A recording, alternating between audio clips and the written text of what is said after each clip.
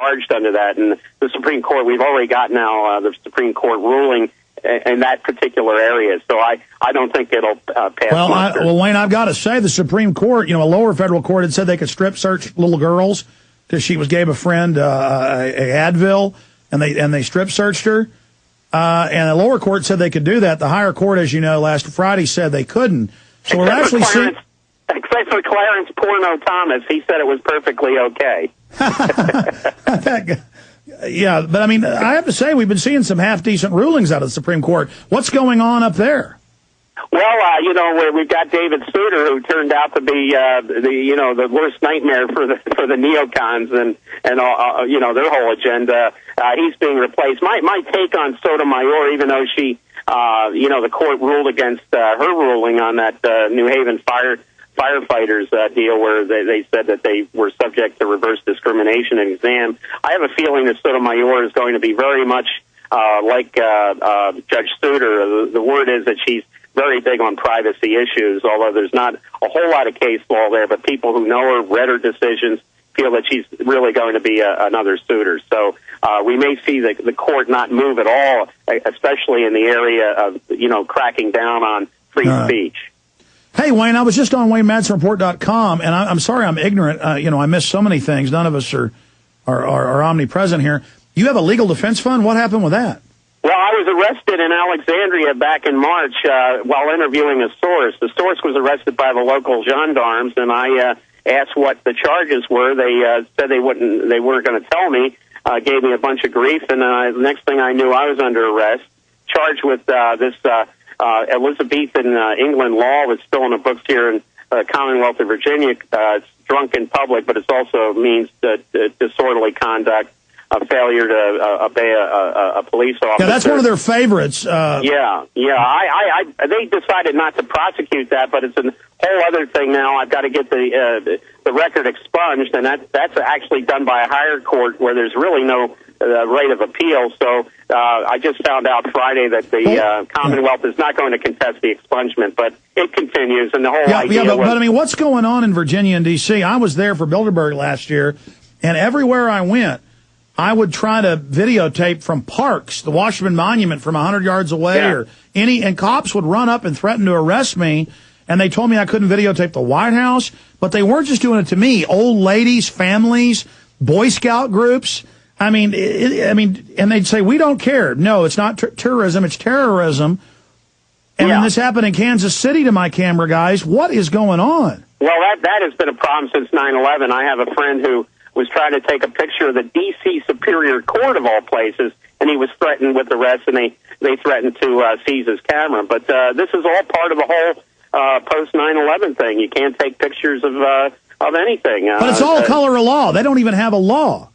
There's no law. It's just whatever the cop feels at the time, and 9 times out of 10, the judge will go along with whatever the cop says. All right, Wayne Madsen, you've given us a lot of time. In closing, Honduras, obviously we hear, he wasn't supposed to run again, he's evil. Well, he was trying to have a referendum. And then we know the West had been targeting him for overthrow. He had called for the decriminalization of drugs, saying that it was basically a CIA operation and that the drug dealers didn't like him. And so I guess because he wanted to end the drug war, again, the drug dealers want to keep it illegal out there for folks who don't understand this. That's how they make their profits. Key leaders of Honduran military coup were trained in the U.S. Wayne, what are you hearing up there on the Hill or up there at the press club on this? Well, what I'm hearing is that the foreign minister of Honduras, Patricia Rodas, tried to call the American ambassador in Tegucigalpa. She got no answer. Obama's saying that he's urging calm. He said he's only going to recognize President Zelaya, the guy who was ousted as the true leader. But I say, talk is cheap. Let's look at the actions. I see no effort to sever relations with that military junta, no effort to impose economic sanctions.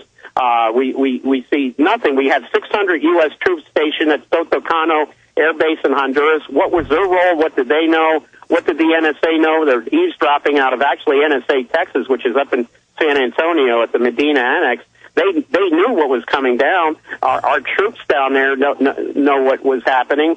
We had a U.S. Southern Command team arrive at another Honduran Air Force base, conveniently at the same time the coup was underway. So this looks like it's the same thing that was going on against Hugo Chavez, and his coup turned out to be an aborted coup in 2002. Yeah, they grabbed him and put him on an airplane, and then something happened when his troops rebelled and took the capital back over. They turned around and flew him back in 2002. That was in March. Exactly, and whoever planned this coup didn't want to make that same mistake, so they made sure that the Honduran military was on side. I think this is a textbook case of what they teach at the School of the Americas in Fort Benning, and they also assassinated the only leftist candidate for president in the elections in November. Cesar Ham was assassinated when the Honduran troops showed up to arrest him. He was killed. So this is much more than a constitutional crisis. This is a class book military coup, the kind of things they teach at Fort Benning, Georgia, at the School of the Americas.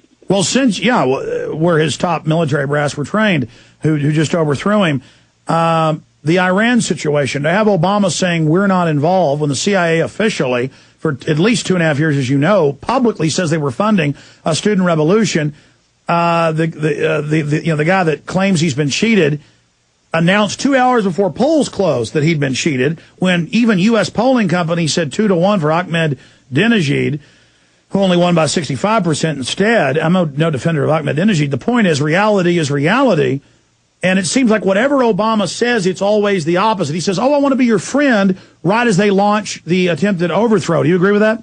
Yes, and I would also note that a neocon named Kenneth Timmerman, the day before the election, started talking about the Green Revolution. Here we go with another Soros-colored thematic revolution. I think Soros' fingerprints are all over this. I would note that Ahmadinejad today said that this girl who was shot, he wants to investigate that. She was shot in the back. And they say there were no Iranian security forces around there at the time. Exactly. It looks completely staged. And her poor family, they have no idea. I mean, that thing looks staged 100%. Not that they don't shoot people, but that's certainly staged. That's what my gut said day one. I mean, by the way, they're really... martyr. Right. They needed a martyr, and they have one in her, whether she was willing or unwilling. She's the martyr, but Ahmadinejad calling for an investigation. Wayne, I'm going to let you go, but I got to have you up again. The San Antonio Current paper went out to photograph the cybersecurity building, NSA San Antonio.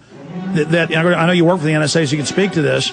Right. And they came out and arrested them and grabbed their tape off base. So, I mean, my God, they're the ones violating the law down there, spying on everybody, Wayne. Absolutely, and they don't like the attention. Well, they're going to get a lot more of it here. Wayne Madsen, God bless you. We're gonna beat these people with great patriots like you. WayneMadsenReport.com. Thank you. Thank you, Wayne. Infowars.com's our site. Stay with us. I'm going to get into a bunch of news when we get back. Hannah, Montana. How would you like to cook?